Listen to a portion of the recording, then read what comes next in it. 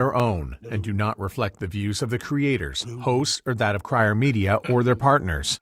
The show may cover sensitive topics and information and discuss triggering issues. Listener discretion is advised. Dude, I'm starting the day with a little chocolate.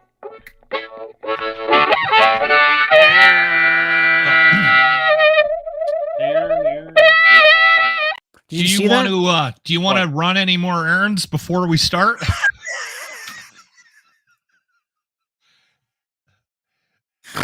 No, I'm good. I'm done running my errands. I am a little bit late. He's like, we got to go a little bit late. I got some meetings. Yeah, I had meetings. We're interviewing this guy, Kevin. And I'm like, Kevin. And then I go back and I look and I'm like, Kevin J. Johnson. Is that guy? And you're like, guy. Yeah. And I'm like, okay, well, maybe we should get on the phone and have a little bit of a conversation about how you want to handle this today. Oh, yeah. We did on the way home. Yeah, I was on the way home. You called me in the car. We figured it out. And then he goes, okay, Kevin's on at 1:30 Eastern, 11:30 your time. And then Dean's like, okay, all right, let's go. We're ready. You guys ready? And then he goes, hold on, I got to restart. Then he goes away for 20 minutes. 14 minutes. And Kevin and I are just sitting here staring at each other. Kevin's like, why am I here? No, he's here like, because I want him to come on the show. I think he's funny. What? I'm a little late. It's not the end of the world. I'm busy. You know what I was busy with? I'm just making sure we're ready, that you're ready to go. I'm ready.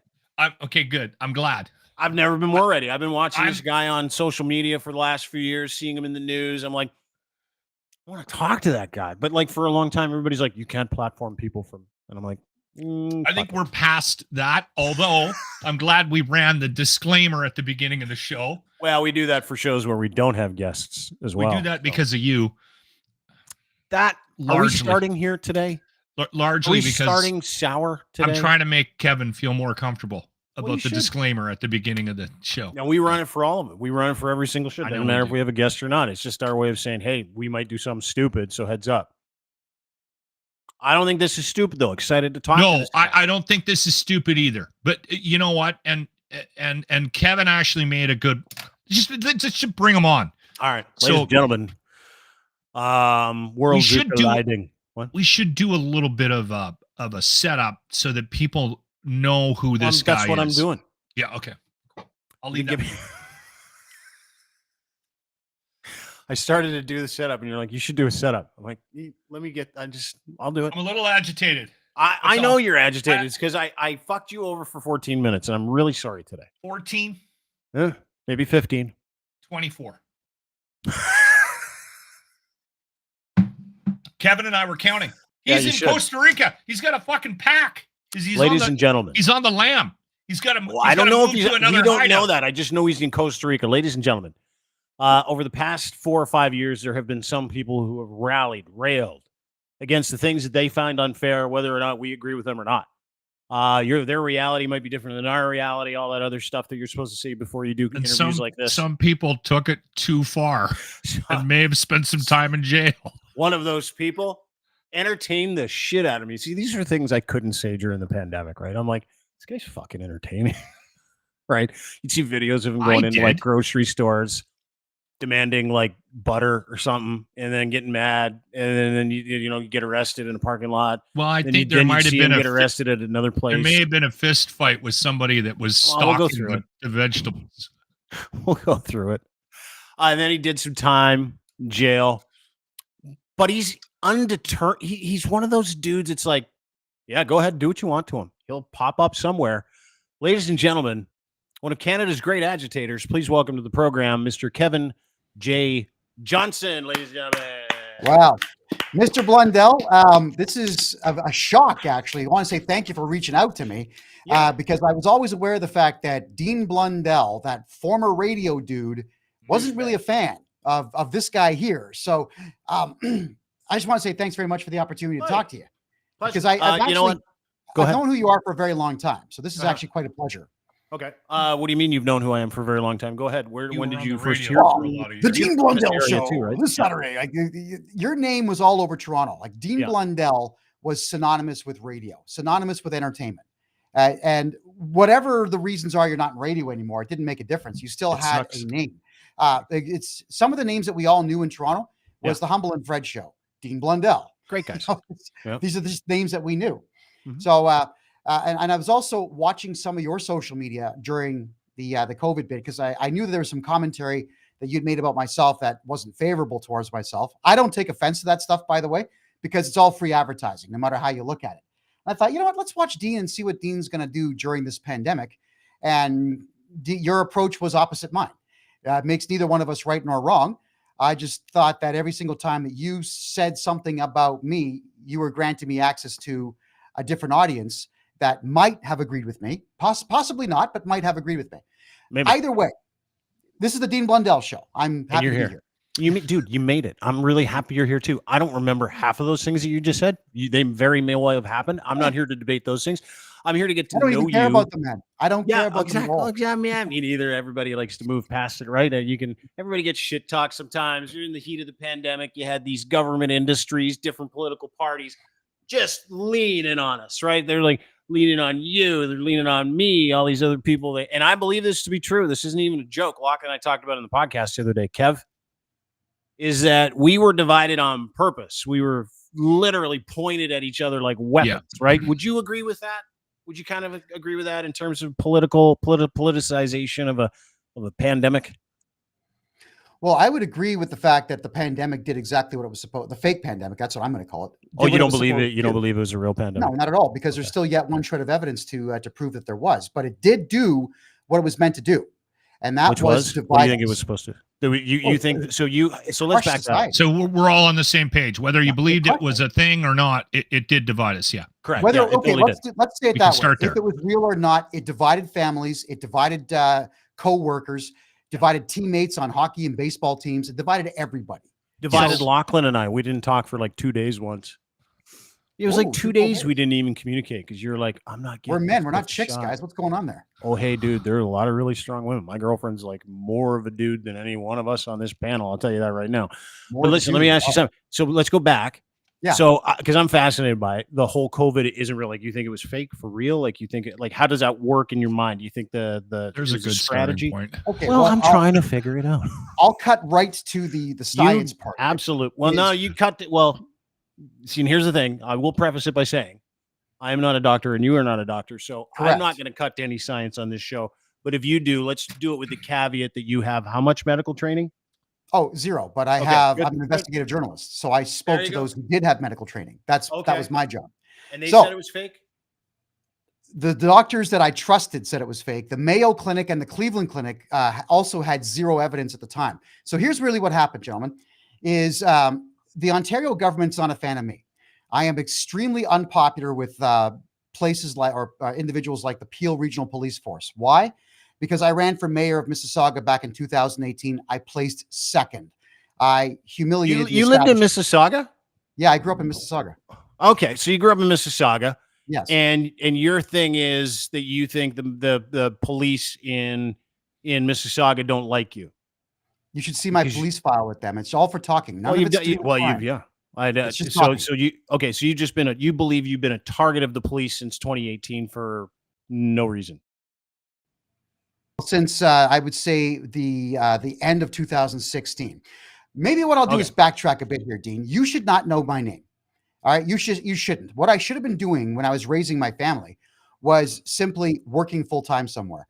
I went from the year 2000 to the year 2016 not being able to find full-time work. I put out more than 6,500 resumes. The 11 job interviews I did get, it was the same crap every time. Sorry, sir, we're not hiring white males right now.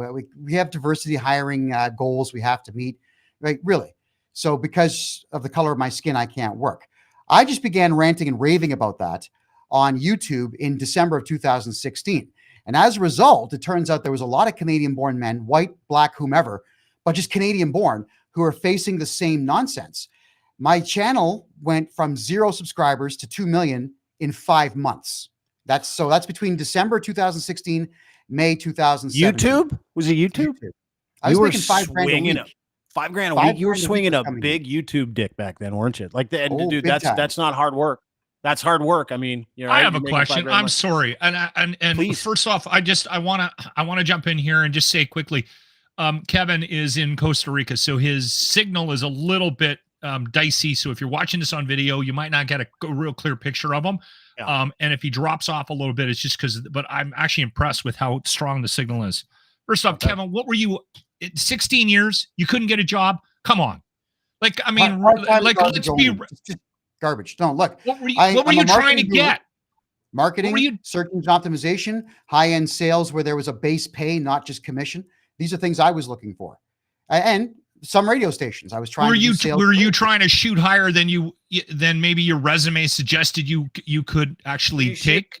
I would have settled like down. You get these like delusions, because I'm like that, Kev. You and I are the same, baby. I get these delusions of grandeur where I'm like, I could probably be the CEO of ChatGPT. I'm that smart. Nah, I was applying for mostly middle management. I might be the whitest man in Canada, and I have been employed every waking moment since I was 12 years of age. Never had a problem getting a job, Kevin, because of the color of my skin. Where was all this being done? What province? What are you talking about? All he over. Was in Alberta, BC, Saskatchewan. Yeah. He was kind of all over the place. Well, then my sincerest congratulations. I couldn't find work, and there was a lot of men that couldn't find work as well. The reason my YouTube channel blew up as much as it did in the first 5 months of its existence was that there were hundreds of thousands of men in the same position. They couldn't find meaningful work. I mean, I did some work cutting grass. That's ridiculous. I flipped burgers for a short while. These aren't full-time jobs. This is just junk to pass the time while I'm looking for something better. And it got to the point where I got so desperate looking for work, I even applied to the Canadian military to be a media liaison officer. And after I scored 100% on the aptitude test, they threw me out of the building because they said, "You're never going to follow orders. Get the fuck out of here." That's what they said. You're too smart for that. Yeah. Too smart, too much of an independent thinker, whatever it might be. So maybe hold on, Kevin, again, and I want to keep this light, and I'm fascinated by your story, and I'm fascinated by the way your brain is wired. But let's and I like to point out hypocrisy, my own, because I'm very self-aware, and other people's as well. I and occasionally it will happen. Do you think maybe there's an issue with the interview process for you? What, am I too handsome? Yeah. To Lachlan's point, is there an outside chance that you seize up and like? I have never been asked to leave after I did an interview, and nailed even it. for a job I didn't get. No, I'm sorry, sir. You're going to need to leave the building. It might have something to do with your approach in the interview process. We don't know that. We don't know. I was totally polite with the military guys. They just didn't want a free thinker. I'm on Kev's side here. Yeah. He got fucked over for 16 years. 16 years. He was too good for the jobs he was getting. Don't disagree with you, Kev. And the jobs he could get when they said you can work here, but you're too smart. Probably something there too, right, Kev? Like, hey, listen, it's a burden being a genius. I know it. I know the feeling. Sometimes it is. But look, guys, all I wanted to do was just work full time, leave in the morning, work full time, come home, be with my kids and family, soccer practice, hockey practice, whatever. That's the life I'm getting I was a picture. for. You're getting mad because life is not working out the way it's supposed to work out. You're a great sales guy, great communicator. I believe on your website or on your Twitter handle, if I'm not mistaken, it says you're the best, Canada's best public speaker, Canada's best podcaster, but also Canada's most censored man, right? The most censored man I can certainly confirm, but everything else would just be bluster. I also say I'm Canada's best looking man, but I'm not basing that on self-aware. That's self-aware. Yeah. I like that. So when you're making your coffee in the morning, are you putting sugar in it or ego? No, he's just joking around about that part. I drink it black. That's it. Boy. I'm changing nothing about my morning coffee. Okay, so I'm gonna get to like the story of Kevin J. Johnson. But 2016, couple years, you're raging on YouTube. Bunch of men identify with you. You're like, yeah, we've been fucked over too. But you went off, which is your prerogative, dude. Free speech. I'm a firm believer. Your opinion was you were getting, if I'm not mistaken, right, is that you were getting fucked over by diversity, equity, and inclusion hires, and Canadian jobs were being taken away from Canadian men like yourself. and that was your outlet where you were like, I need to do something about this. 2 million people then sign up to follow you down that road of, yeah, we're getting fucked too. Is that correct? And that was really the impetus for this version of Kevin J. Johnson, correct? Precisely. You nailed it. I got it. Not bad. There you are. How do you like that? Yeah, How do you like there you it? go. Very popularized version of your life. And I am the kind of guy, Dean, I'm not going to get into fist fights. I'm not going to lose my cool and throw stuff across the room. I took my frustration and channeled it into something. At least I thought it was positive. Yeah. Did you not get arrested for a couple of altercations during COVID? 21 times. Just a couple. But they weren't altercations. We'll cover some of those. Okay. But let's just get into it here. In May of 2017, I had decided that I was going to take my newfound popularity and run for mayor of Mississauga for the second time, which I had done in 2014. Okay. 2 weeks after I made that announcement, Bonnie Crombie, the then mayor, had me arrested for hate speech. And the only bail condition that was given to me is I couldn't speak to directly Bonnie Crombie or be around Bonnie Crombie. Now, what did you say to get you arrested, though? I don't remember that. We'll Google it. What did you say to get arrested? That she alleges you said. I cracked the Muslim joke. There was a video of a Muslim guy scrubbing his anus in a public drinking fountain in Paris. And it's just me in the bottom right corner with sunglasses on, cracking jokes as this guy's scrubbing. And then he drinks from the same hand. And I went, no, that's dysentery. No, we have a new epidemic coming. Like, that's the kind of jokes I was cracking. And that's enough. Yeah. Hang on. I get it. You're cracking jokes, free speech, all that other stuff. It's stereotypical racism is what that is. That's what we call that in the business, right? Where you're like saying, look at that dirty person. He's racist. And you're railing as part of your campaign. This is what I'm gathering, Kev. You're railing as part of your campaign against diversity, equity, and inclusion because you couldn't find a job. So it's going to come across as racist, right? A little bit. Oh, I got accused of that all the time. Well, you've said a lot of things that could be considered racist. Do you think? By weak-minded people, sure, yes, I would agree with that statement. But by anybody who's a thinking person, no. Anybody with a higher intelligence quotient who understands I'm trying to make a point is not going to look at my point as racist. They'll look at it as either factual or satire. There are two different ways that our society is looking at things right now, and the ultra dumb are jumping on the bandwagon of he's racist, he's Islamophobic, he's homophobic, he's transphobic, he's a hater, and so on. Yeah. Kevin, the one thing that we've touched on this podcast occasionally is when you end up in waters where you're making it, where you're potentially saying something offensive, I think there's people that are good at it, and then there's people that think they might be good at it and aren't good at it and may get judged for how they're delivering that message. And again, even people that are good at it are still hauled out in the public eye and accused of whatever it is that they're railing against, whatever they're talking about. Like, for instance, Chappelle or a Ricky Gervais or anybody that tests the waters from a comedic perspective and says things that could be deemed offensive. Like, if you just take a transcript of Ricky Gervais' comedy special on Netflix and you read it, and I read it out loud without any inflection or any attempt at trying to be funny, it could be deemed as very offensive because Bill Burr's another perfect example. But because they're great at what they do and they can negotiate those waters, you can step back if you're not a weak-minded person or you're not trying to be offended, and you could say, all right, that was an attempt at humor. I might not necessarily agree with it, but that guy made a really good point and it was kind of funny. Kevin, is there a chance that your attempt at satire might not, maybe you're not in the same, maybe you don't have the satire gear. Yeah. Is that fair to say? And is that the reason why maybe some of your content on your YouTube page at the time would have been deemed as racist? delivery is going to be part of the issue with anything that is said. I mean, you can threaten to kill somebody with a big smile on your face and, like just and make it actually, seem you like you're can't kidding, actually, even if right? you're smiling, it's I'm just saying that the mood would be different, is what I'm saying here.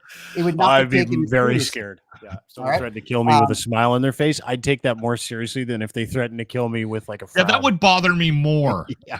Like if someone came up to you, Kevin, was like, I'm going to kill you. You'd be like, Well, no, that hold guy's on, for that's sure not going a to kill me. smile. But if That's some not a guy comes smile. up to me and he's like, I'm going to kill you, I'd be like, you don't mean that. Right. Very different. But Anyway, go ahead. I think the point that I'm making here is that in delivery, some people interpret my particular methodology of delivering information with the eyebrows going up and the smile on my face and the quick head movements. Some people are frightened by that, and mostly women, let's call it what they are, and mostly very, very weak males on the far left side of things. Weak people will always look at somebody who delivers information like me or Chris Sky or Bill Burr. They'll look at us. I don't know if we should throw Bill Burr. No, into the let same- him do it. Let him do it. I love I'm it. going to go ahead and do it anyway. Sure. Because I love Bill Burr, and my delivery has at some points been as harsh I'm as sure You Bill know will what? be I got to just tell you thrilled something. by this. I got to tell you something. Guys like me, George Clooney, Brad Pitt, same thing. We deal with the same well, you're as issues. good Go looking ahead. as they are. So yeah. Yeah. All right. Go ahead. All right. The point I want to make though is that it's up to the individual to interpret what Sure. they think the person's trying to do or trying to say. All right. Which is all right. too I don't bad. disagree with you, Kev. I don't disagree with you. Let's look at a couple of things. And listen, this is not gotcha. I just brought this up because I'm like, okay, let's look at some of the things that you said, and let's go through them and see if they could have been interpreted differently. This is 2022. Well, here, They're not trying to hide former- anything there, eh? Racist Calgary mayoral candidate. Yes, CBC starts everything off that way. Everything. Yeah, That's they Megan Grant that definitely does that, by think the you're way. racist. So let's Oh, just hold on. talk We this used over. racist last week. What are we going to use this week? Let's Racist. go They don't with have fringe. anything else. Kevin J. Johnson arrested in the U.S. after failing to show up for jail sentences in Ontario and Alberta. Did you go on the lam, fella? I didn't know this. You got arrested in the I States? remember this. I remember that Racist picture. former Calgary mayor's candidate Kevin J. Johnson arrested in the U.S. after failing to show up to a Toronto courthouse to begin serving an 18-month jail sentence. Okay, we'll get to that in a second. U.S. Customs and Border told CBC Johnson was arrested Tuesday for illegal entering the country. A person found, quote, wandering on foot. Was that you? Were you wandering around We Montana? talked about this when because I he don't tried remember. to cross the border and then got stuck in a snowstorm. And Is that- wasn't there somebody that was supposed to pick you up and the car broke down or something, or they couldn't find you and they went back to the Motel 6 or something? Like what was? Well, there's a whole bunch of questions in that one. So essentially, the seventh attempt on my life was enough for me to say, this Canada thing's not really working out for me. Who tried to kill you? The last one was quite serious. They came at me with hammers and a baseball bat. I split. And the only reason I got away from the crowd that was trying to do who as much came damage, who came after you, Kevin? Sorry. probably the Antifa clowns that were always coming after me during the last couple of Okay, so political do you, ones but you I've know made. who the? Do you have any? And did I you don't get know video who of they are. this? No. When someone's You don't? when someone's wearing a mask, You run. you don't know who they are. What I can Or tell you're you though skiing. is that one of my friends screwed up, and she let everybody know accidentally where I was living in Calgary, which I told everyone, if you're coming over, your mouth is shut. Yeah. So Antifa got their hands on the actual pin, the Google pin, as to where I was, or someone who's affiliated with them. Those And tricky this was just a few bastards. days before Christmas of 2021. That is when the guy says, "Hey, Johnston," and two guys came busting through the fence with hammers. Now the fence was really flimsy. I was renting a house from Pastor Artur Pawlowski at the time. I split. I went across the road, hopped the Jesus. fence, and there was more than waiting for me. I made a right turn, and the only reason I got away, Dean, is because You're there was faster? a hole in the fence. No, not because I was faster. There was a hole in the fence that I knew about that they didn't, and I just went straight through, You- rolled, Just like gone. the Millennium Sneaky Falcon bastard. in Star Gone. Wars Return of the Jedi, Kevin- where you're like right into Kevin- the mouth of the worm, right? Yeah. Kevin, go there's ahead. a lot of holes here. Let's just No, try to no, fill just one. wait, Why, just why wait. is I'm Antifa not after done, you? Lachlan. Yeah. Okay, I'm all not right. done. Hold on, I'm not done. It gets more violent. Well, no, just that was the attempt, the last one for me. I'd had enough. I truly had enough of all the attacks. Okay. Look, they trashed my car. They lit Pastor Art's garage on fire, knowing that I lived 2 doors down from this guy. I think he lit that on purpose. I think he did that I don't himself. think so. I've known the guy a long time. Not a chance. Sorry. They stole a lot of my stuff. They stole my signs. I was attacked by Antifa live on Facebook. The cops let them go. All kinds of crazy crap had been going on, really. So I'd had enough. I said, you know what, this Canada thing, it's not going to work for me.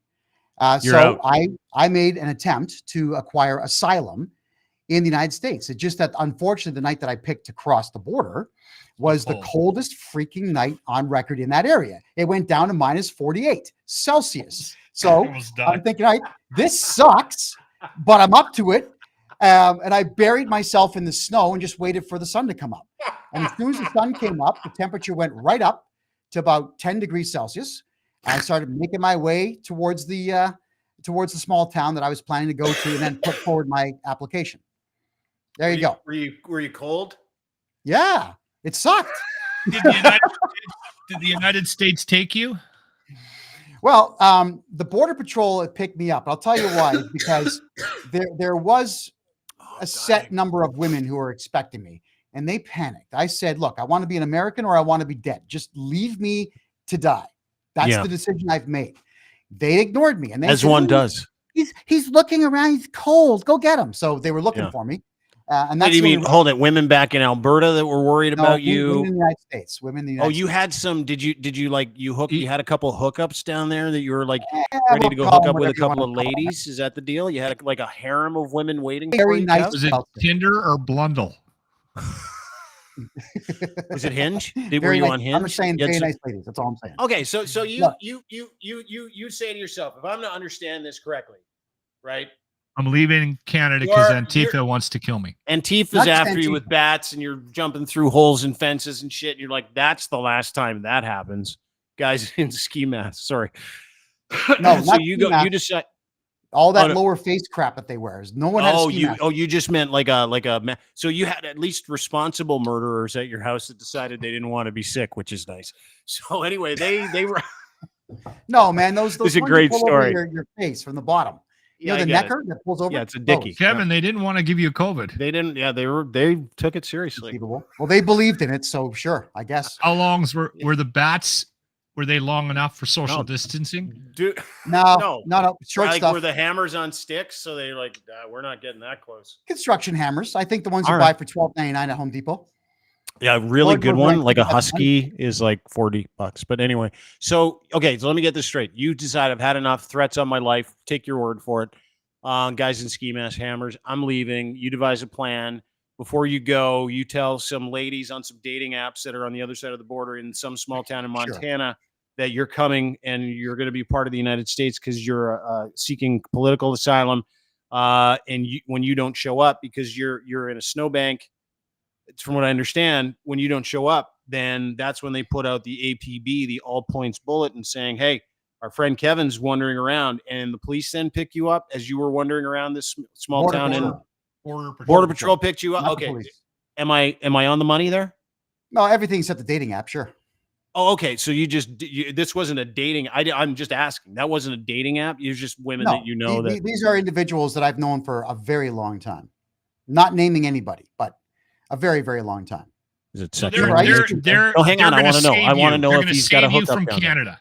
Is it sexual in nature? Well, the idea was to actually get into a car and then head down to the nearest courthouse and put forward the application. That's what it was all about. It wasn't about hiding in the United States. It was to actually put forward the application. That's what it was all about. Yeah, what happened? Well, it didn't go very well because when the border guards had me in their office, I kept saying, gentlemen, my life's in danger. You guys know you can't send someone back whose life is literally in danger. So they looked me up and they're going, holy smoke, you're this guy. So it turns out that they knew who I was based on all the media from Alberta that got down to Montana. They had no idea what to do. So these guys, they just said, here, have a seat. Here's some blankets. Here's a couple of burritos, so like frozen garbage burritos. But yeah, I even got a can of Diet Coke. Thank you very much for that. And they're on the phone for 3 hours, not knowing what to do. Like, what do we do with this guy? He wants asylum. Like, what do we do? Sure. What do we do? Many people try to escape Canada, Kevin. Well, yeah, it'd be so weird, right? Like if you're a border patrol officer, everybody's trying to get into this country, and you got a guy from this country going, "Let me out." Like, and they're probably looking at you like, "Are you serious? Can we just take your place? We'll go back." Serve a little time. Go. You guys think it's so great? Go. I would have definitely traded with them. Okay, so they pick you up, send you back. Essentially, yes, without an actual hearing, and they refuse to take the. You're an illegal alien. I have a firm opinion on like illegal immigration. That if you come into a country illegally, you should be sent back immediately. So that's what happened to you, and Border Patrol sends you back. Yeah, that's what they did. So you go back to Calgary. You serve 18 months in prison. Is that correct? No. I go back. They dropped me off at the Saskatchewan border, and the Border Patrol said, "Do you have any warrants for your arrest?" I said, "Yeah, check Alberta. There's got to be something there, I'm sure." I was podcasting until a couple days ago, and it turns out that there was a warrant, a provincial warrant in Alberta. So the RCMP drives me to the Saskatchewan prison. That one is horrible. It should not exist. Oh God, it's a bad place. At which point they then decide to drive me to Medicine Hat, where the sheriff's department picks me up. And one of them said, "Oh, Mr. Johnson, I can't believe this. I watch your show all the time." Yeah. A celebrity in lockup is he's thinking to himself. We made a stop at McDonald's for coffee. I got bathroom breaks whenever I wanted them. They actually didn't even bring out the cage truck. I got to sit in a seat in an actual Suburban. What an incredible experience, right? Wow. You get to ride an SUV and everything. Yeah. So what had happened there is they locked me up for an additional, I think it was 12 days. And then I had my bail hearing. Yeah. The bail hearing. And in there, I got released into my friend's custody, where I had to endure 3 months of house arrest during the truckers' convoy in Ontario, which I really wanted to go to. But every second or third day, Edmonton cops would come by and ring the doorbell, make sure I was there. You know, like, Mr. Johnson, you can't be outside having fun. Don't you dare. Well, house arrest for like skipping out on like jail is they take it fairly seriously. So I mean, you just accepted it. You're like, I can't go to the big party in Ottawa, right? I can't go to honk a horn and stuff. So you just accepted it like a man. I couldn't even be on the internet. So my show, my podcast at the time was still running 5 days a week. I had to pick up a static landline and, "Hey guys, Kevin J. Johnston here. This is the Kevin J. Johnston show," like from a telephone. I couldn't be online. Okay. So you when do you go to jail? When do I go to jail? Yeah, like that's what I'm trying to get at. Like you're taking me through the minutia of the experience, like Saskatchewan, Medicine Hat. I want to know how jail was. And is Antifa still chasing you? Yeah, where are they now? Well, they've pretty much disbanded now. Like in Alberta, they're non-existent. No one's paying them anymore. Hey, that's the thing, right? That's your new gig. You can start Antifa up in Alberta. There's a huge gap right now. Well, someone's got to start the forest fires. Yeah, go ahead. So there's no political reason for them. Like they're not trying to stop me or Pastor Derek Reimer or Pastor Artur Pawlowski from running for office anymore. So I think Artie's got his own issues there too, right? Like he's been married 40 years and his wife's like 52 or something like that. So you might want to look into that. But anyway, he's a year younger than I am, and his wife is 2 years younger than him. I know the family. Yeah, I'm sure. Anyway, so you go to jail when? I go the first time in Alberta. I went to prison for 7 weeks during the mayor run. I polled number 1 in the Calgary mayor race.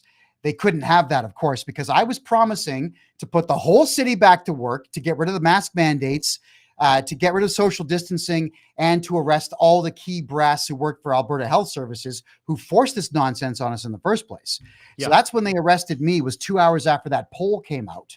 And I was gone for 7 weeks. And there's no reason other than you scored favorably in a poll in a mayor's race, and that's why you went to jail. My disclosure is hilarious. They went looking through every single video I had ever produced, which at the time was over 5,000. They were looking for sedition, traitor callings, intimidation, counseling to a crime. They looked for everything and they couldn't find it. In fact, the RCMP came back saying Johnston is no threat. So they got me on causing a disturbance for not wearing a mask. So 7 weeks for not wearing a mask. Yeah, I'm familiar with that story. You never pulled any higher than second to last in the Calgary mayor's race from the time of your announcement. It was an independent poll. Oh, it was released. Different poll. Good. It was released by a Christian group that I didn't know. I had no idea who they were. We were just very happy they to see believe it. in Noah's Ark. Are we really going to take anything I don't they care. say about present day? I don't care. Seriously? Obviously, Dean, it was taken seriously enough for them to come and get me. Well, or I'm just throwing this out there as like a little trial balloon. Or maybe your story is inaccurate about what it is that you got arrested for, and maybe you got arrested for jumping bail. Maybe that was it. Causing a disturbance. In May of 2017, it was causing a disturbance. Well, that's how they got me out of the campaign. All right. So when do you go to jail though? Like, give me the jail stuff. I want. Well, that was the jail. That was jail. That was prison. But this wasn't during COVID. Yes, it was. Okay. So yeah, all right. The timeline's a little crazy, but this is 2021. Let's get back on track here. So now you're May running. You get out of jail. I'm running for mayor. Okay, here, look, guys. I'll simplify it. I'm running for mayor of Calgary, May 2021. I get arrested. All right, I started running in February. They arrest me in May. They hold me till the first week of July. Yeah, but you're still beaking off getting in fights at No Frills and shit. Like you got arrested at a fight at a fucking grocery store. Dude, you got to include all of it. Like you can tell a story here. I'll let you tell your story. I'll be super nice. That was April of 2021. Whatever. Hey, you guys want to hear the story? I'll tell you the story. Dude, I saw it. No, I watched you go in and bait people at a grocery store. Listen, I love these conversations. I really do. But you're going to have to include all of it, right? Like you can't. You can't just invent these ideas or invent like back to April. Stuff like that. Back to April, Kevin. Okay, April 2021. I get invited to speak in Dawson Creek, British Columbia. We packed everything except soap. I said, gentlemen, I am not under any circumstances going to share bars of soap with you. So we went to a No Frills run by some guy named Dave. We walked in. I'm not going to wear a mask. Yeah, they name it after the guy all the time. Dave from No Frills. That's him. Dave's No Frills. Sure. And I buy a 2-pack of Irish Spring soap. The cashiers say, well, we're not going to serve you because you got a mask. One of the cashiers assaults me, punches me. I said, no, I'm not doing this. I just put a $5 bill down on a $2 bar of soap. And as I'm walking out the door, this Dave guy, he hits me, pokes me right in the chest. And then we said, whatever, I'm leaving. And as we leave, Dave comes out looking for trouble. And when I had my cell phone up filming his face, he turns around and slaps my hand. So I gave him that.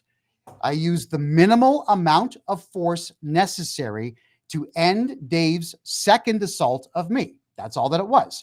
But the RCMP officer that comes in, he came in shouting and screaming at the top of his lungs, "You're under arrest! Get in the car! Put your hands, man! You're mad!" Well, did he talk like that? Oh, well, to me, that's what it sounded like. You guys can see the video. He shouts the whole way through the video. It's on YouTube. It's all free to watch. I'm going to bring it up here. Yeah, I'm going to. Please bring it up. Then if you notice, he was so bad, this RCMP officer was so bad at doing his job that when he handcuffed me, I was still holding on to the bars of soap. And I had to throw the bars of soap with my hands cuffed behind my back saying, guys, take my soap. I'm not giving this soap away. So I got a night in prison for that. I made bail the next day. And then I guess about a year ago, the charge got turfed. So here's a question I would ask you. Here's a question. I want to get to the second. We'll get to the video in a second. Here's a question I would ask you.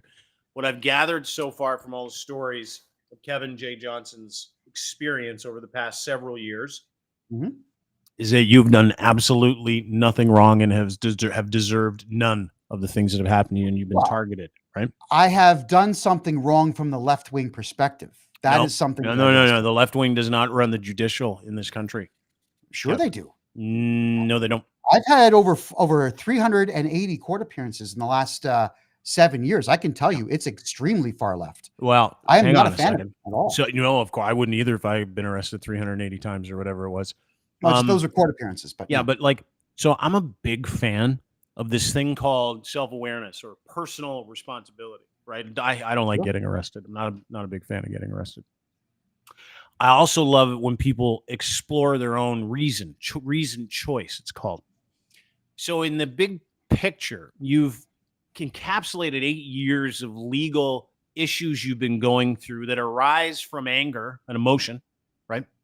Frustration, not anger, but yeah, frustration. Frustration stems from anger. We can go through the actual psychology of your mind if you like, but we'll do it off air. Is that you have, for all rights, tough time getting a job, life sucks, 16 years can't find one, do a YouTube channel, you become somewhat of a celebrity, of a provocateur, people start donating to you. A lot of GoFundMe's there, right? You're like, okay, great. I'm on the drip. I get it. It's the same for everybody in this industry. So take no, I'm not insulting you. Yeah. And the more you escalate, right, you connect with groups of people, the more, maybe some of the money you make and stuff like that. You're now in Calgary, as you pointed out, and you're making a point of, I like to call it, and dude, like we all do this, put your thumb in the eye of the idea. And your idea is that you don't want to wear a mask, right? You are anti-mask. Aside from being accused of being racist, you're anti-mask, anti-vax. You think it's all fake. So you spent a lot of time and money, and you had a team, a multimedia team, right, to build the Kevin J. Johnson brand. And the brand was thumb in the eye of anybody. Personal choice is my own business. F you. I'm allowed to say what I want, do what I want. And to me, it sounds like you got caught up in the vortex of that. This is just from the outsider's perspective. And it came from a series of things that you did. So we've all curated our own impression of what Kevin J. Johnson is. And it's becoming more clear to me as I talk to you. And I'm really enjoying this conversation, to be honest with you. Because we're getting to... I'm a little frustrated. That's okay. You're allowed to be. What your it's frustration somewhat disjointed. And the frustration that I hear coming from you is that you're not allowed to have things that are nice. You're not allowed to be a Canadian man that works. And so this is full-on resentment theater. Here's the video from you at No Frills. This is what you got arrested for, to your point. Let's watch it together. Okay, so this is me putting the camera in the guy's face. Yeah. This is Dave coming out. So far, right? So far, you got your camera in the guy's face. Not a lot of people like that. I'm a big fan of not doing that to people, but whatever. Let's do that. I was not going to touch this guy. No, but you went into the No Frills and caused a scene on purpose without a mask, right? Yep. There we go. I paid for soap. I didn't get my $3 change back. Okay. Okay, there you go. And so there's your soap. He wants you to get the hand. Oh, no. So now here's the thing. Let's go back here. That's not a punch, guys. I don't think it's a punch, Kev. No, dude, I've been punched before. That's not a punch. No, he's trying to get your phone out of the hand. The law is I have to use the minimal amount of force possible to end his assault on me. That's it. That wasn't an assault. He grabbed your phone. He didn't punch you. So that was the thing. This is why I like having these conversations. No, hang on. If I was holding on to these conversations, because you just told me that he punched you and started the whole thing, and you got arrested. No, I said slap the phone out of my hand. I didn't say punch me. Oh, okay. Well, he slapped the phone out of your hand, but you got the phone in his face. That's a personal. I think you said you got one of these on the way out. Yeah, I didn't see that either. I got a poke in the chest like that. Two fingers. Okay. All right. Okay. So that's the first time you go to jail? No. No. Okay. Second, I think. And then how long have you spent in jail? When did you get out? That was one night. I was out the next day because my lawyer made a really good bail argument for me. Actually, you know what was funny about that bail hearing? It was all done by phone, and the Crown attorney was trying to get me banned from the province of British Columbia until the trial could be heard, which of course is outside of charter rights. I couldn't believe the crazy stuff he was asking for. Yeah. So the bail condition was don't talk to Dave, don't go to Dave's store. I thought, you know what? Okay, I won't talk to Dave. I'm not going to go to Dave's store. I promise. I swear I'm not going. Yeah. And then that one was up in the air for, I guess, 2.5 years because that courthouse obviously had been very busy. They couldn't get any hearings done. And then they realized they didn't want me back in their town. So they just let it all go, which was fantastic. Yeah, because everywhere you go, you do a scene, right? You go somewhere, you do a scene, and you record it, you put it up, and you're like, I'm fighting for you. Stupid. I'm going to make a scene. You're damn right. Of course you did. Of course you did. And they kept telling you to stop, and you kept doing it. We're getting into a bit of a circular conversation here based on the fact. Yeah, no, but hold on. I'm loving it too. It's Dean Blundell, everybody. No, I know. And listen, we're excited to have you, Kevin. But let's get to the point where you're actually running for mayor. Okay, so now you're running for mayor. You're making signs. You're out. And that is after this. This is now spring 2021. You spend your night in jail. You can't talk to Dave anymore. Now you're going to run to be the leader of Calgary. My application to run for leader of Calgary was about 2 months before that Dave incident. I signed up in February of 2021. Okay. So I was running for office when all this was going on. This whole thing, because my entire campaign was wrapped around getting rid of all the COVID mandates in Calgary, making Calgary's economy #1 in the country because everybody was going to go back to work. That was my campaign. So obviously, when there was an opportunity to discuss these masking policies, the COVID policies, all the policies brought forward about social distancing and so on, naturally, I was dead set against all of that, mainly because nobody had ever proven at all that something was really going on. I filled out 105 FOI forms to every medical agency in Canada. And not one response. Freedom of Information. Yeah. Freedom of Information Act forms, which they only get 30 days to reply. Is there a chance, though, Kevin, that there may have been some question marks about COVID because there was a lack of understanding about the impact it would have on not just in Canada, but around the world? Okay, I'm going to answer that question by telling you something very simple. Okay. I went to the Trillium Hospital in Mississauga when this COVID thing started. And there's ambulances parked on like all kinds of angles. The doors were open. The sirens were on. We've never seen that before.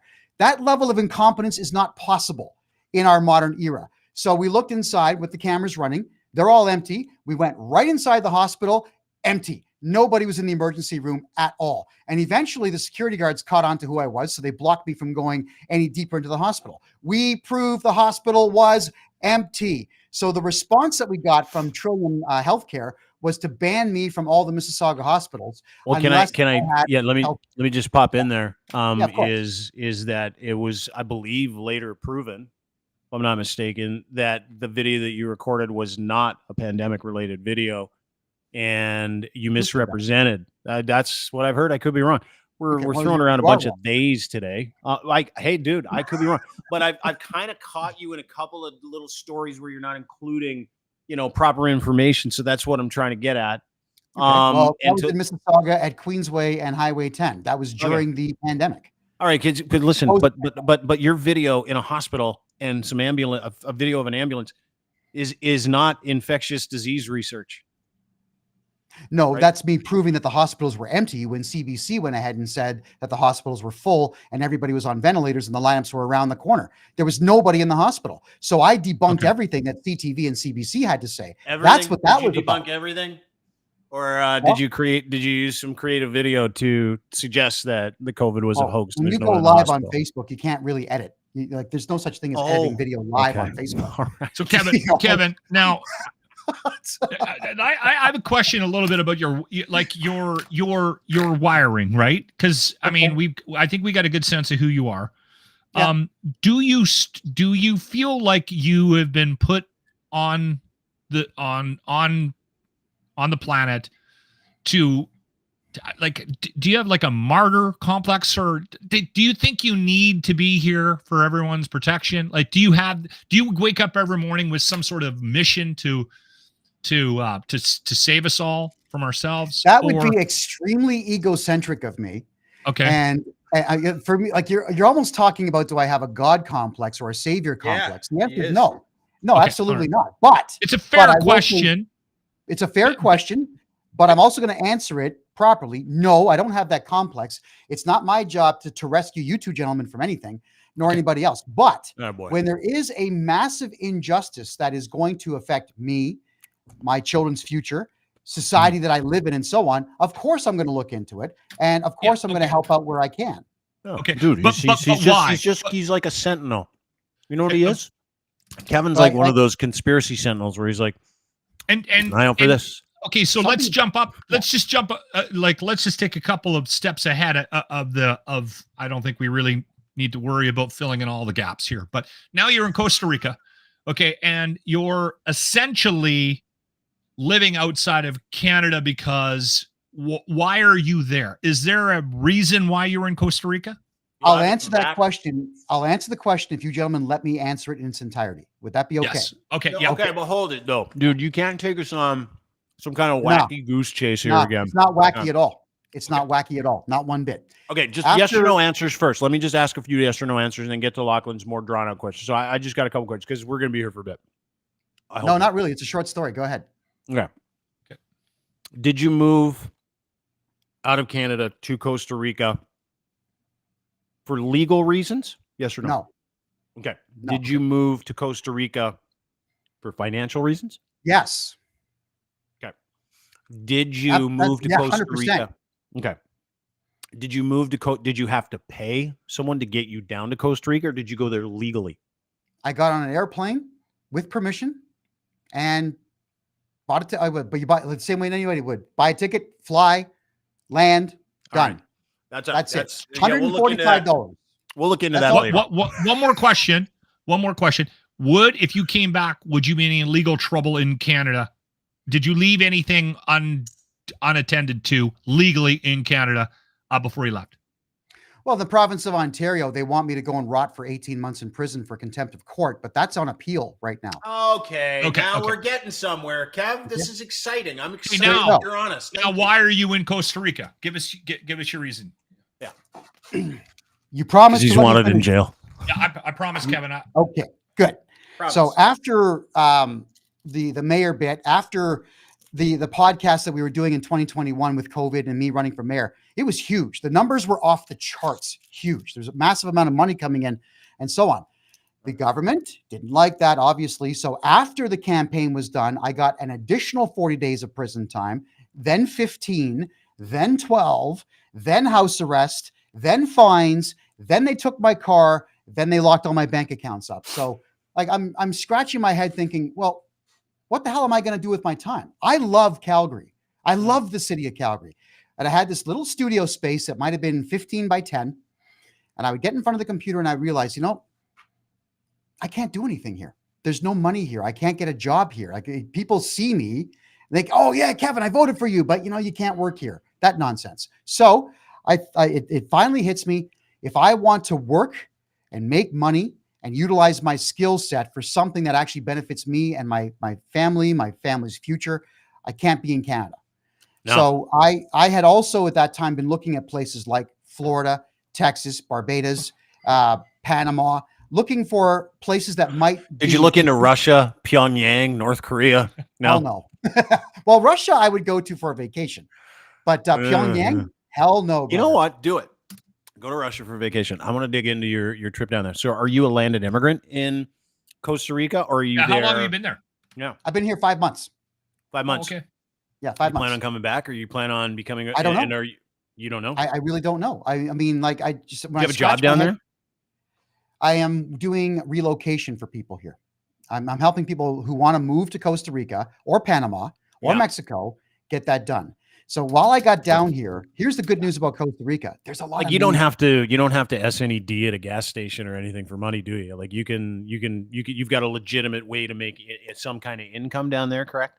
Yes. Okay, good. I'm just checking. Yeah, absolutely. Absolutely. Okay, Yes. okay. So while I was helping people move their finances and whatnot here to Costa Rica, getting properties bought, because Costa Rica is the place to buy on the West Coast, not the East Coast, the West Coast for making profit on your property.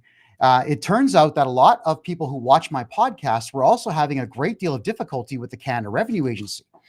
Now, I'm telling you, man, they're all saying like, what do? I got these threatening letters. So I just started saying, send me your letter.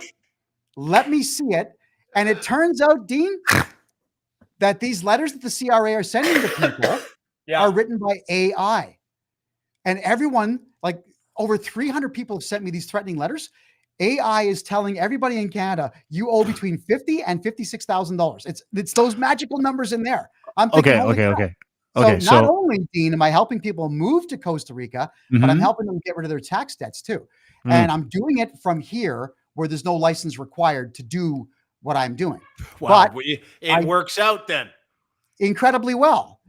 Okay, and, there's no censorship here, right? So since I got to Costa Rica, I went from 18,000 followers on Instagram to almost 67,000 today. Congratulations. It's just because there's no one's blocking IP addresses. Okay. You can. Okay. So let me just. I want to pop back. Lots to unpack here. Yeah, there is a lot to unpack. I've written a couple of things down. There's a lot to unpack. That was my next question. Was it worth it? Like from a knowledge standpoint, from what I know compared to what the average man knows, that was worth it. You're smarter than me now, for sure, guaranteed. Well, guaranteed. All the Costa Rican stuff, and feeding into it, was it worth it? To Lachlan's question, another question I would buttress that with: not everything in life is worth it, gentlemen. I mean, there are some correct. things in Canada that just weren't worth it. But Yeah. at the same time, would I have known that at the time? But even though Wouldn't have some done this things stuff. I did, they weren't profitable. They may not have been worth it from a financial standpoint. They were worth it from a knowledge standpoint. Okay. So Right? fair enough. So I don't me- let me- regret any of that based on what I now know. Okay, so learning experience aside, what it sounds like you do, it sounds like you got on a flight to Costa Rica and you stayed, and you're helping other people like you that have similar issues in Canada, whether they be cultural issues, or in your case, you believe it's a political issue, or in a lot of people's cases, tax issues. Is that Mostly correct? financial. Mostly financial. Okay, so you're helping people dodge taxes and move to a different country. Eliminate taxes legally and move to another country. Are you It's all in the wording. It's all coming now together. hold on.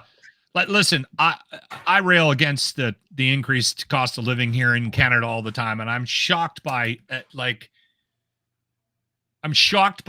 people's defense of every increase, right? And I'm the reason why I'm shocked is because Canada, we're taxed like crazy, and it's getting more and more difficult to live, and we're getting more and more homeless. And you know what? Listen, and everybody goes, it's only 3 cents on the dollar. Like, I love those conversations. The one I really love is, but we're giving you a rebate. We're taking it and we're giving it back to you. It drives me absolutely insane. So I'm not a tax guy. I'm not the guy that's sitting here going, we have to pay tax. But we do have a country that is quite nice to live in from my perspective. So I will pay my share. I just think that we got to do something to stop the spending, stop because every day Trudeau's on the TV right now and there's $1 billion for this. And every time he says it, I'm like, our taxes are going to continue to go up, and they go up at every level. Oh. Did you pay taxes when you lived in Canada, Kevin, or did you try to find ways to avoid paying taxes? How honest would you like me to be on that one? Okay, well, you're in Costa Rica. No one can get you, so let it all out. It wouldn't matter anyway, gentlemen, because I've told this story before in Canada. Hit it. In the year 2000, I spent 4 months trying to culminate all my paperwork to get my taxes done, and I still owed them money.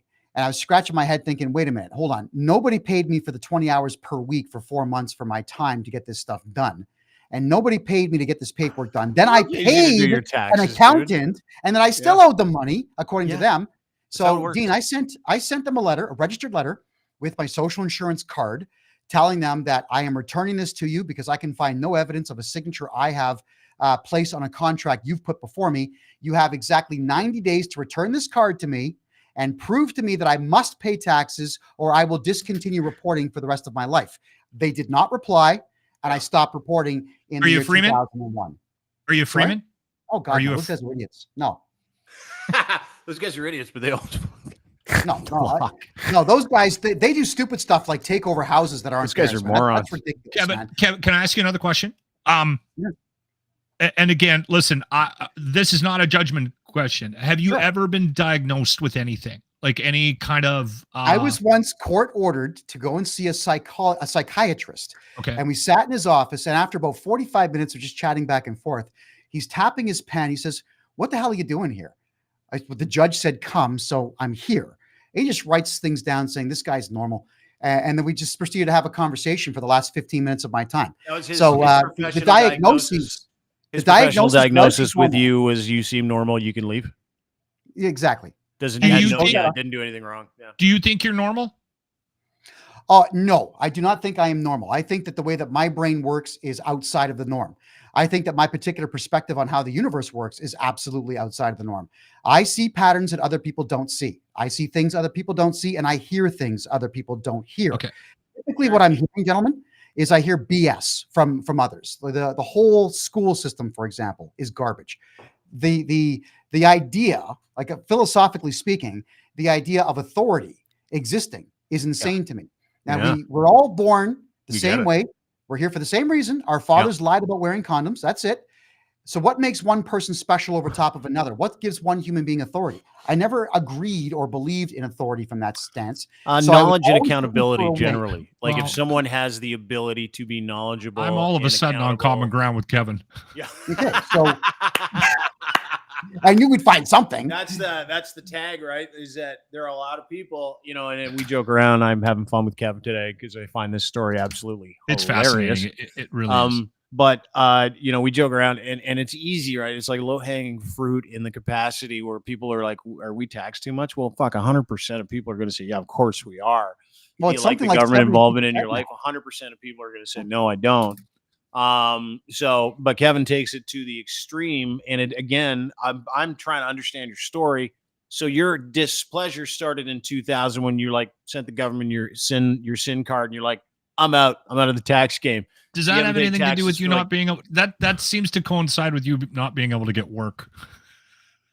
It does, doesn't it? But no, at the time I was actually running a business and I had Kevin, I have another question, and I think listen, the fact that you spent this much time with I us like is him. fascinating. I like Kevin. I like think Kevin. He's funny. I think he's a good guy. I think you're a very funny guy. I do. I think your approach maybe. Here's my thing, right? Like I also have a brain, and I got to stop myself from doing this every once in a while.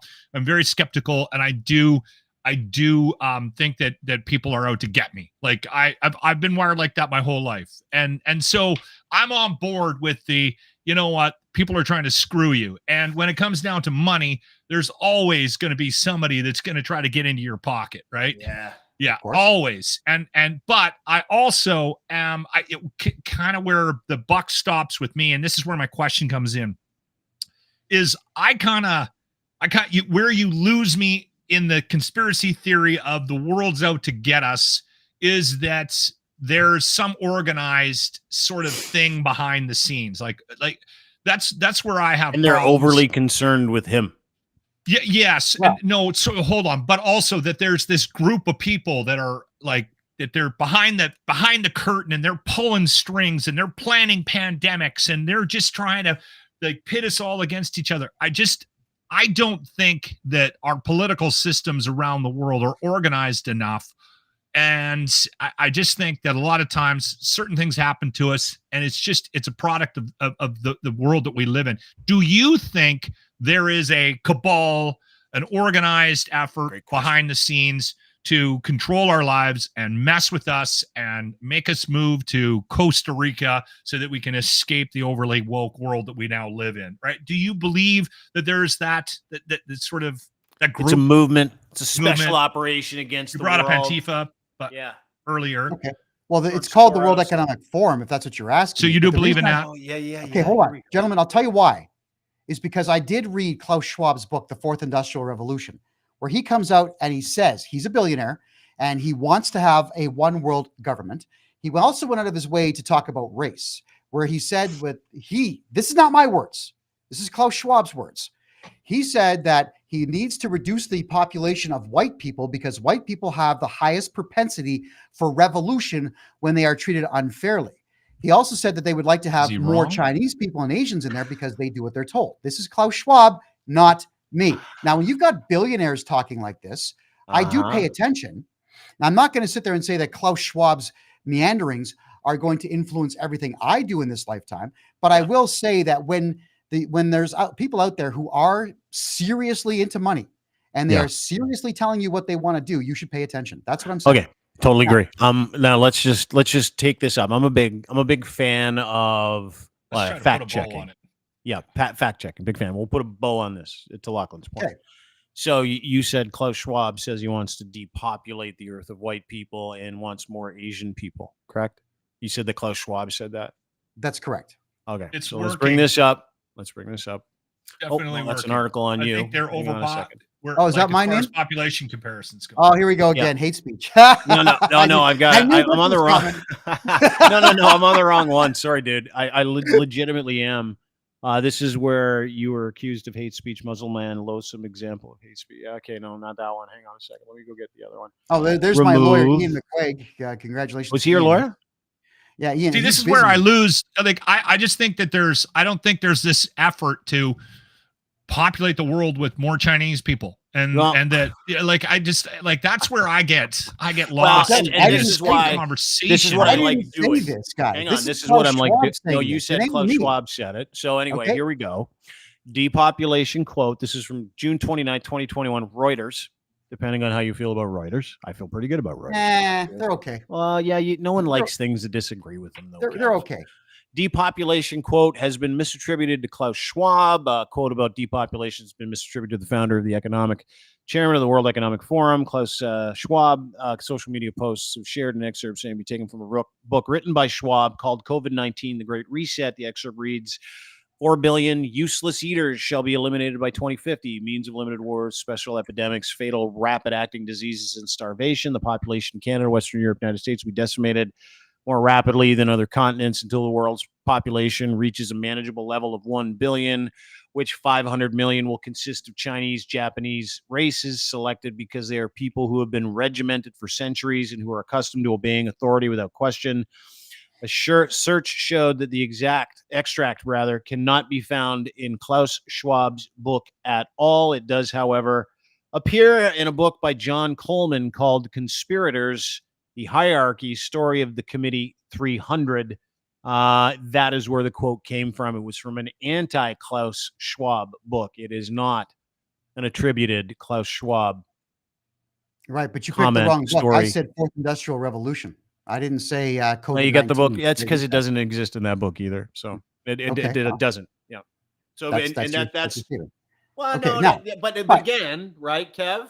Stay with me, baby. Stay with me. I'm staying with you, sweetheart. All right.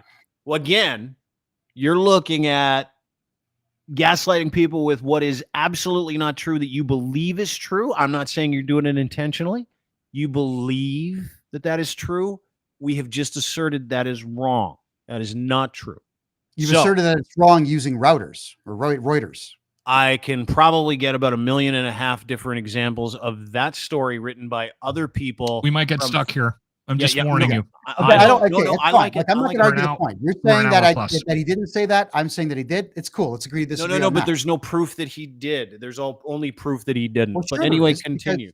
Well, how about his maniac compadre there, that Yuval Noah Harari? That's the guy. Dude, I can't believe anything you say now after that whole mess. Wait, have you actually listened to what Harari says, though, gentlemen? Well, I'll look into it on my own and use reason choice, but I can't. I did no offense. These gentlemen actually filmed themselves, and we've played them on my show, and people are scratching their heads thinking, how is the general public not seeing these things and paying attention to it?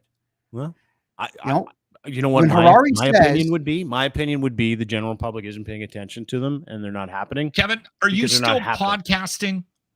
Yeah. On Tuesdays and Thursdays, the Kevin J. Johnson Show at 9 p.m. Eastern time. What are we talking about this week? Well, last night we had Rob Anders on the show.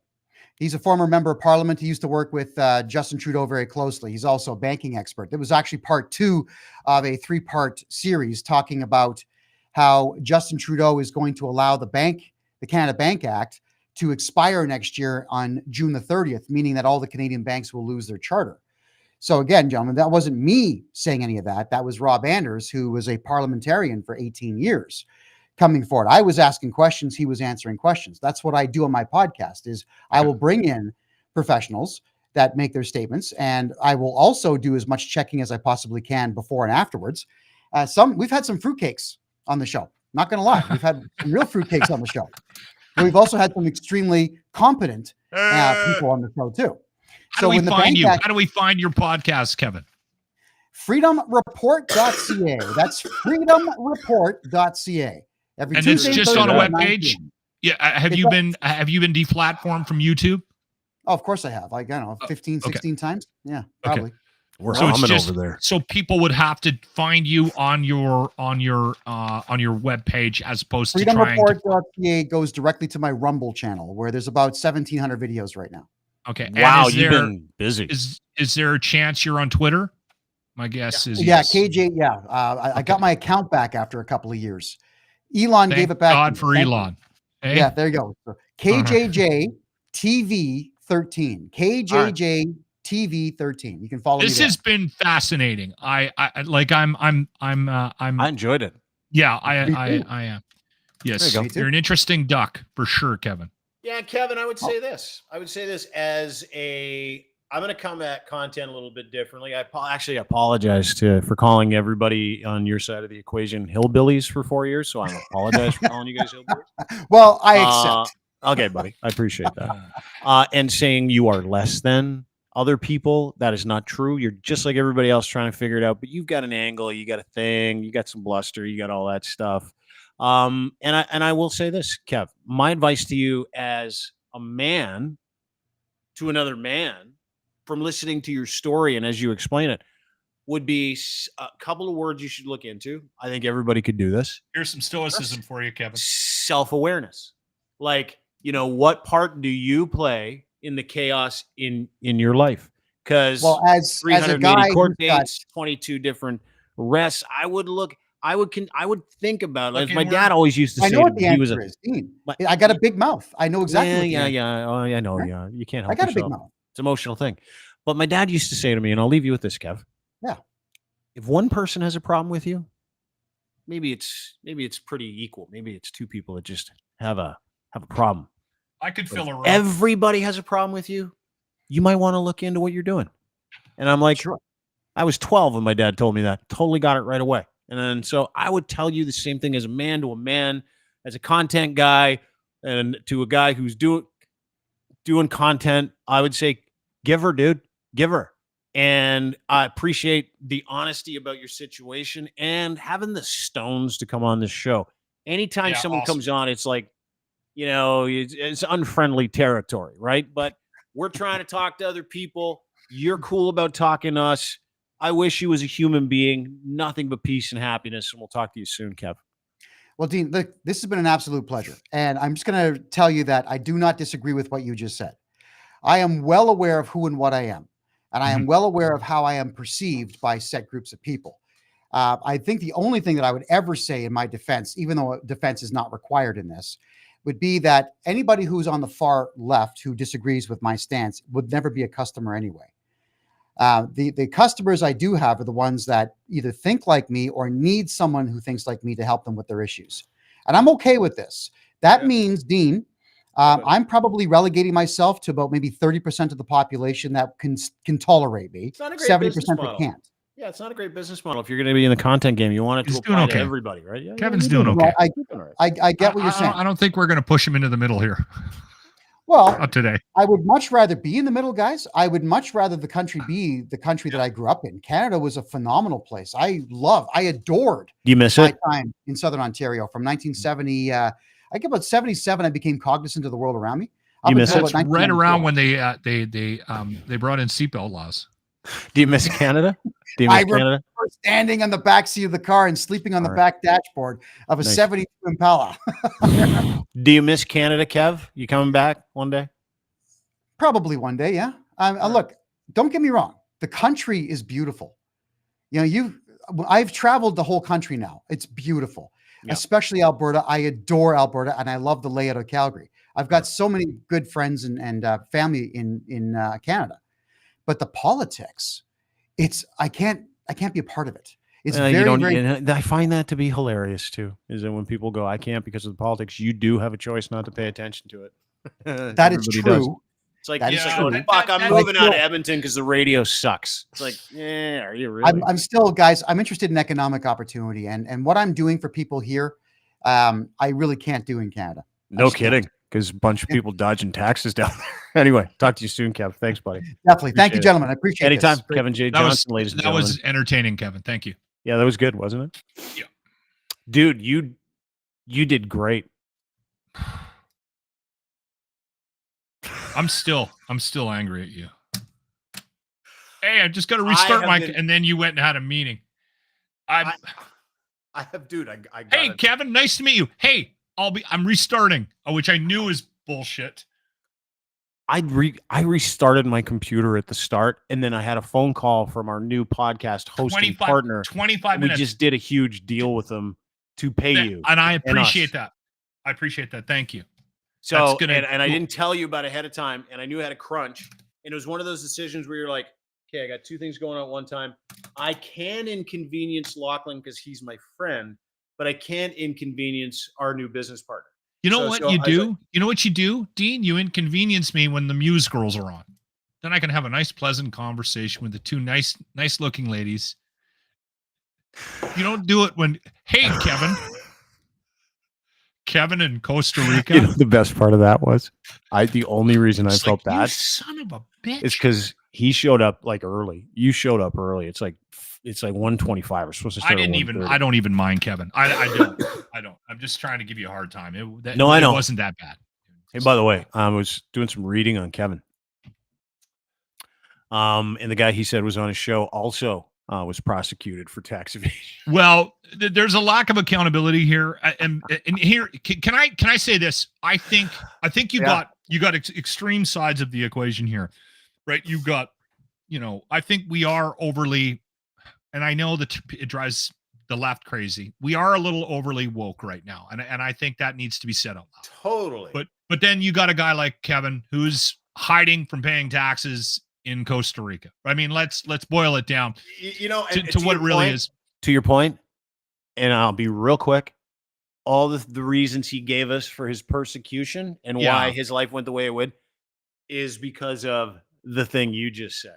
Well, and it wasn't because he's a white male. No, he said the government might have had something tax. to do with the fact that he relinquished his SIN card in 2000. Right? Like, you know what I loved about that is where you're like, does that strangely coincide with the same timeline of you not being? So, but again, I think what we've done to ourselves in this world, this very divisive world, this, and we're very divided still, even though I think there is an attempt now to try to open up the lines of communication with people like Kevin, right? And Dean and Kevin hooking up today and having a conversation, as disjointed as that was and as frustrating as that was. Really why I did it. I mean, we do need to still question things that are happening in the world around us. I think we do. I think you can go too far and you can end up in Costa Rica, but I think there is a time and a place to ask questions about what's happening to us. And so that's a good thing. That's kind of been beaten out of us because you go, if you say it out loud, you say any of these things out loud. And again, it seems a little misplaced me mentioning this after having Kevin J. Johnston on the podcast. But when you do question things, and when we did question things, COVID, for example, people did get persecuted. So Kevin's not wrong about that. He just took it to the next level, right? Like I was saying this, and we kind of touched on it yesterday. Listen, with the combination of social distancing, with the combination of the mask, with the vaccine, I realized that I was just doing my part. And if you break each individual piece down, the mask, the social, all of it, should we have closed this down? Should we shut down at this time? There's quite, back in the day when you did question it, you would get hauled out. My problem was, and I brought this up countless times, was that we were not allowed to have these conversations. Even if you were in the middle, not crazy, but even if you were in the middle, you weren't allowed to, and you were scared to bring up anything that questioned authority. And that's a problem, and that needs to be investigated. And that's what Kevin's not wrong about. Yeah. Right? Like, I guess. But let me ask you something. Okay. Because what I noticed in that interview, which I thought was interesting, is that he didn't mention masks, he didn't mention COVID, none of those things. Brought up that he didn't wear one, right? Like he's never put one on. Whatever, good. He didn't vaccinate, clearly. But even if he did or he didn't, that whole thing, the whole story that we finally got to at the end piece, right? The end piece was down here helping other people who don't want to pay taxes not pay taxes. Essentially. Every arrest, the story about him running for mayor, which we debunked in the middle of that, which he never pulled any higher than last or second last. No receipts. I don't think technically he was even a candidate. No, not really. He just because he couldn't run because he didn't live there long enough or something. And that came with a fundraiser. Everything he does, support me because I got arrested. I need money. Fundraiser, everything. Fundraiser. Almost like the one man rebel news show, right? Yeah. Where he's an interesting doctor. Very interesting. And to your point, he was so off the rails during the pandemic. Like one of those guys who you'd see get arrested all the time, and just to stunt on on his freedoms. But it was never about that. It was about painting himself. You know, when Russell Brand went out, Russell Brand was like, never listen to the news, never listen to the news. 3 years later, it's the news is like, oh, by the way, you're a pedophile. He's like, I told you, never listen to the news. It's like, he's like, it's the same thing with this, where he's like, I'm persecuted, I'm persecuted, I'm persecuted. And during those conversations, you pull out a nugget from somewhere. It's like, okay, tell me about your tax situation. And he's like, no, I don't pay taxes. Yeah. Okay. And what do you do down there? How do you make money? Are you there legally? All that other My stuff. point being, Dean, like I wanted to like make a point. We got to continue to ask questions. Right? We have to. Yeah, that is, you're 100% right, but that's not what that's not what he's getting at. That's why I'm saying it's a little misplaced.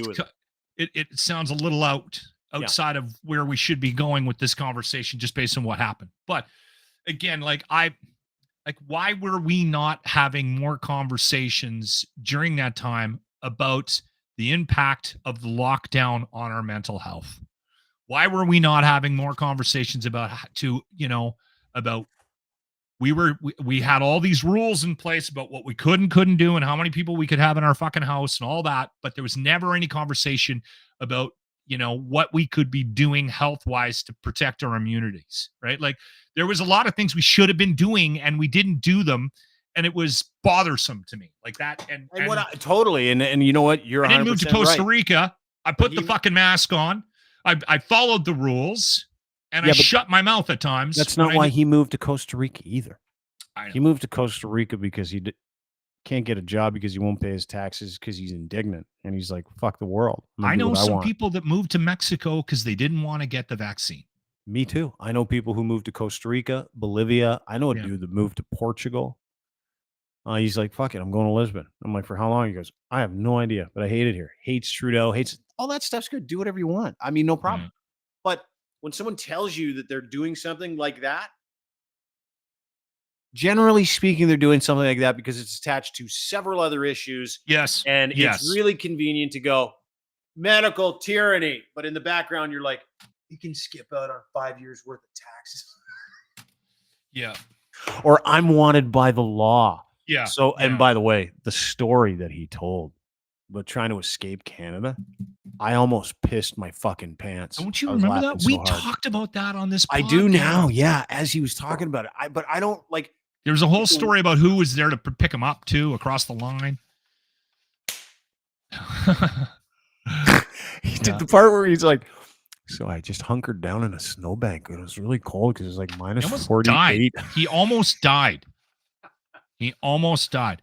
Here's the other thing too that I will say. As much as I don't like this politician, he really doesn't want to pay taxes. No, that's all I got. As much as I don't like this politician or that politician, there's also something else to be said out loud here. These, like Justin Trudeau, isn't going to shut down the banking system in Canada. I mean, we have checks and balances in place, in politically in Canada and in North America and democratic societies that don't allow. Although Trump is really pushing the envelope on the. It's getting there. To your point, no one took his bank account. The city of Calgary and the people of Calgary were not intimidated by how much power he wielded. A gang of Antifa thugs didn't show up at his house. I'm pretty sure that 7 times with masks on because they didn't want to get COVID. It's probably his neighbors trying to get him to move out of the neighborhood. You know, people are going to listen to that podcast. We're kind of killing the whole point of doing the podcast to begin with. Kevin was very gracious enough to get on here. Yes, but we're allowed to share his story. It is funny. He was laughing with us. We're not shitting on the guy. I give him credit. I told you, I give him credit for showing up when he did. And this is like as being in the visitors clubhouse, dude. He's like, yeah, I'll come on. And I'm like, good, because I want to know all about you. And we did. And that is generally the point. There's quite a few holes in the story, but again. All right, you ready for the locker room retro replay of the day? Brought to you by Ardent Roof Systems and my man Stacy Dissatel, Owen Corning's #1 platinum partner, guarantees his work. Yes, I am. What do you have for us today? By the way, next week we are going to. I just found out about this just before we jumped on the podcast. I got an email from Stacy from Arden Roof Systems, ardenroofsystems.com to sign up for the golf tournament. But we've got we got a member of Owens Corning coming on next week. Dean, I'll get you the details, but we're going to talk a little bit about that business because they're actually sponsoring. They're very charitable. So they actually give back to the charities that the companies that they work for are a big part of. So they're a very charitable organization as well. So, and they're a big part of the golf tournament. So we're going to be talking with Jonathan. His last name is escaping me right now, but that's next week. I'll keep you posted on that. Cool. All right. So this one kind of speaks for itself. I wasn't aware of what a cuck was. Do you know what a cuck is? Yeah, it's a dude who's a kept man. Okay. Effectively. And I wasn't kept man. I was confused about cuckolding. Cuckolding. Yeah. So this was a conversation that we say it again. Cuckolding. Yeah. Cuckolding. Yeah. It's a sexual fetish with an individual gets turned on by their partner having sex with someone else. We had a long discussion yesterday about cuckolding. Yes, we did. Okay, now I'm not sure I'm clear on this. So this is a fetish, right? Yeah. Okay, I've seen some videos, but I'm very confused. Who initiates this? I don't know if it's the man or the woman that would initiate it. I don't know. And maybe people can Probably send both, me a I guess. note on this. But I always thought that this was more of a punishment for the man. No. That The men are into it. The men are into it. The men Okay. like watching and like There are some videos where it looks Jimmy's like a watcher. It does look like sometimes the man doesn't like it and that she's punishing him. That's his fetish, is like being punished. Being upset about Like it being called like a wimp and like, okay, check it out, I'm way more man than you are. I'm glad I met you. And now I have a better handle on cuckolding. The locker room topic of the day. We were discussing what you thought your last words might be. Then it turned into a conversation about cuckolding. It's only, it's a natural progression. Okay. From last words to this. Now, we did get a clarification. It's not so much a fetish. Yeah, Bob was upset because we called it a fetish. He said, it's a kink. Okay, and then he brought up pegging. With a winky face, he texted Okay, in. all right. Bob's got some kinks. He's got some not busy fetishes. weekends. So we learn things. We learn things from you. So thank you, Bob. Pat also said it's nature's way of taking the weak out of the gene pool. Cuckolding is. Well, does somebody have to die afterwards? Like now I'm waking. Reproducing because they don't get to make the love, right? Oh, Right. So the guy in the chair he's the weaker end of the species. Yeah, he's the cuck. Okay. Sounds like a word I shouldn't be able to say on the radio. It'll probably get added to the list after the show. There you go. Your whole definition. See, not a lot of people on the radio. This is what make you so special on a radio lock. This is what made you what you were. You know Not what? a lot of radio guys don't have enough of a suspended ego that they can go into a break like that and go, explain this to me. Something that everybody's well aware of that you missed. I didn't know what it was. I knew what it was, but I didn't technically know what it was. Actually, what makes Cuckolding. that even funnier is that was from one of our live broadcasts in Jamaica from a sandals resort when we went down there with 10 other radio stations. And every other radio station was talking about some huge news that happened in the royal family. And we spent the whole morning talking about being a cuck. And that other shows would be turning around going, What are they doing? It's like not talking about the news. Well, it's news to you if you don't know what cuckolding is and you want to have that conversation live. Sexual fetish in which an individual gets turned on by their partner having sex acts with someone else. This is absolutely not in my wheelhouse of kink. I would not be able to watch somebody No. go after my wife. Yeah. But the dude that would be a digs bad it. day. Yeah, to me, that's called divorce. To some guys, it's a massive turn on, right? I don't get that. Those guys, I want to know what's in their head. It's like the same We dude. should get somebody that does that on the podcast and then have I an would love awkward that. hour and a half podcast with them. Let's talk about. I would love to, dude. These are my favorite podcasts to do. Everybody out there in Radio Land, you can get all upset. You can say, "What are you doing? Why aren't you interviewing news people? Why aren't you talking about the news?" I'm so exhausted by it. The Dean 1.0, Fat Dean, is making really good friends with Dean 2.0. And this is the stuff I want to miss talk Fat about. Dean. Cuckolding. I want to Yeah. have Fat Dean's back. It's just, you just look skinnier. Yeah. And he's a bit of a snack to the ladies. A bit of a middle-aged snack. You are a middle-aged snack, by the I way. really Go to the feel like Dean, one. the Dean store to buy that shirt. Maybe you're a Middle-aged middle-aged snack. Yeah. You can get it at the Dean store, which is in the description of the podcast. You can get a bunch of stuff there, including Save Lachlan shirts. Go and do yourself a That's favor. on the lock store, the The locker locker room room store. I could merch put page? Save Lachlan cross shirts up on the Dean store if you want. Yeah, do it, because we still need to make you money. And the less Arden- money we make from that, the more money we make from that, the less money I have to ever think about giving Ever you. pay me. The ArdenRoofSystems.com webpage is where you sign up for the golf tournament that is happening Friday, July 5th. Actually, a couple of people reached out to me. They've signed up. It's going to be a good day. Still looking for sponsorships as well. Dean's coming out. He's golfing with us. So he's booking his flight tonight. He's looking at his Avion point. But No, TD Rewards. okay, you're getting a flight out here and you're going to stay with me and we're golfing on July 5th. Do I have to stay with you? You do not- I hate that. I'm not a good stayer at people's houses. Okay, well then Like, don't stay, but please you come get out. uncomfortable, like where you're at someone and you go into their space. come and over you're in for their dinner and then you kitchen can- and you're like, Yeah. I want to grab a coffee, but I don't want to ask because I hate asking people for shit. I'm the worst house guest ever.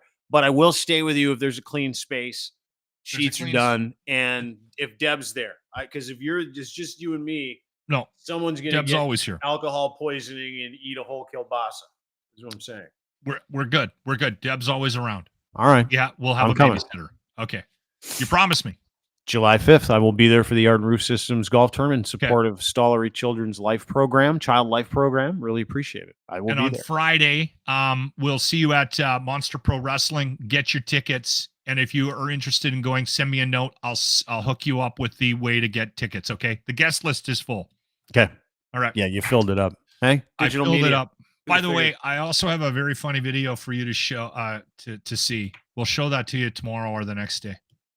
I went down to the lair, they call it. It's where they practice for Monster Pro Wrestling and did a little promo video with Massive. We got to play it tomorrow. Yeah, it's Thursday, so it'll be like the day before the event. We can maybe get them He to sell some beat tickets at the gate. Yeah. Anyway, we'll leave it at that. All right, I don't want to know anymore. Thanks, buddy. All right. Lachlan And the Cross, Muse at Lachlan Girls Cross. tomorrow. That's happening? Yeah, big time. Okay. The Muse girls are back. I think Emily Riley might be joining us. Muse Massage Spa, one of our partners, clinical sexologists, educators, advocates, owners of Muse Massage Spa, 1290 Finch Avenue West here in the beautiful city of Toronto. And What's you go the to Dean deal? musemassagespa.com. The Dean deal is you DM them, go to their contact section on their website, send them a quick note, say, listen, I'm looking for the Dean deal, $50 off any visit, and very discreet. And they'll kind of help educate you as to how the therapeutic portion of going to a body rub parlor works, because it does. I thought it was a salad, I'm on this. I'm up on this. These are good people. They get it. salad tossing. Oh, by the way, it's like next week there, it's kink week. I've seen some ads. Oh, dude, it's awesome. You can like, Yeah. I don't have one, so I'm good. But Are you sure 100%. you don't have any kinks? No, I don't think I do. No, I It's have really things that I like, but I don't. Have but- kinks. Are you? 100%. Yeah, I don't have. I had a conversation with you with like somebody. Jimmy likes pregnant women. Well, yeah, but Jimmy's got a handful of them. Like he's got a baker's dozen, I think. Baker's dozen of kinks. Anyway, so No, Muse I was girls having are a up tomorrow. conversation with a guy who was very upset about me bringing up one of his kinks in a very public manner. And it wasn't a very severe kink, but like when we mentioned that he had this kink / fetish, because there's a bit of a difference, he was like, it's not a fetish, it's not a kink. But then when you really take a look at it, like when you really step outside of it, I'm like, dude, you like this. Oh, but save it for tomorrow for Emily and Riley. I want to know what it is. I don't even want to know what it is right now, but I want to know what it is Because he's tomorrow. mad at me for bringing it up, so I'm not going to bring it up again. But Give him a different name. okay, Barry. It's probably his real name. Kind of like I told my buddy Carl. Craig Stevenson I wouldn't mention him on this program anymore. It's like, dude, did you say my name on the podcast last week? I go, what are you talking about? This is a couple months ago. I do Something about remember me you doing brought up- something stupid at poker. And I'm like, probably. And he's like, can you not do it anymore? So I said to my buddy Craig Stevenson, you bet I won't drop your whole name on the podcast anymore. Is this the guy that has a bunch of really serious beliefs that no one agrees with anymore, and you don't want him at poker? Yeah. Also Well, the no same wonder he's guy pissed that off. Also Craig Stevenson, who will go unnamed, was the same guy that came out of his bedroom at a poker party at his house with handcuffs and like a 12-inch dilly. And I was like, what's that? He goes, well, we got some new flair upstairs in the bedroom. He goes, everybody's into this, right? And I'm like, no, not everybody is into that. And the whole place got quiet. And my buddy's like, okay. And he turned around and went back upstairs, came back down. Poker was not the same after that. Poker was not the same. Everybody's like, who's the big blind? Who's the small blind? Okay, yeah. You know what? I'm gonna go, and slowly these people started to filter out. And my buddy Craig Stevenson, who has the dilly handcuff kink, who I will go nameless. It's funny that He's you're like, having was a it me? poker party at his place, and he's into pegging. He goes, was it something I did? I go, chances are, yeah, might have been the show and tell pegging. of all the sex toys you and your wife at your buddy's fucking poker party, dude. Might have been it. He's like, well, everybody's into that, right? I go, no, actually. He goes, thank God I didn't. Thank God of what? Thank God I didn't. My buddy Craig Stevenson. He's like, thank God I didn't get out the apparatus. And I'm like, yeah, I don't need to know any more of that one. You and your wife just go have a great time tonight. He's like, all right, thanks. All right, I need a nap after this one. Yeah. Thanks for doing that. Okay, thanks, buddy. All right, Lock and Cross. See you tomorrow. Yeah, you betcha. Follow him on Twitter at Lock and Cross. He's my friend. He can be your friend too for $9.99 a month. Not even $9.99. $9.99 a month. He's hoping to get 1,000 friends so you can make 10 grand a month. It's actually not a bad idea.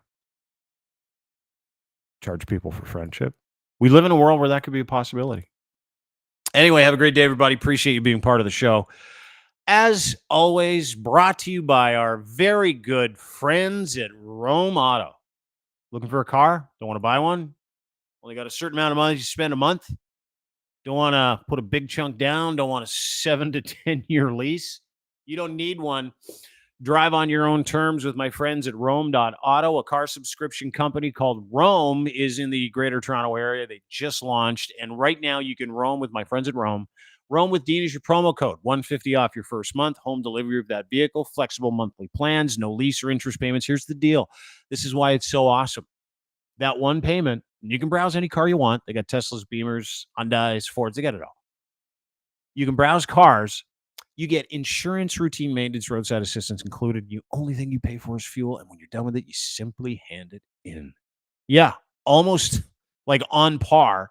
In fact, it's cheaper. If you factor in routine maintenance, insurance on a monthly basis, this is a cheaper option to get into a car and a risk-free option to get out of that car. And these good people, my friends Julie, Christelle, everybody over at Rome, a burgeoning little business car subscription company. It is going to take over the country. It is going to take over this city. Featured in Blog TO, Yahoo, Benzinga, CBC, 4.9 stars on Google. Thousands of happy drivers.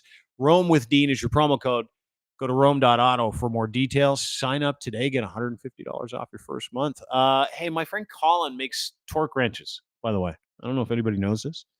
Colin Livingston, he's the owner, operator, founder of Can Torque. It's a hardworking torque wrench tool expert solution, a shop out of Edmonton. They give you the very best in sales, service, rental, calibration, maintenance, and custom fabrication of industrial torque tools. Torque tools, super simple. Canada's Can Torque is the top of the line torque and tension tool specialist, flange maintenance systems, impact sockets. You can rely on the very best quality in the world. And how I know this is this gentleman is all over the world. I think he just got back from China, was in Dubai, operates in Canada for heavy industry around the world. He's been doing it for 20 years. Colin is it, and they get solutions for bolting things that you cannot find a bolting solution for. Any loosening or fastening solution.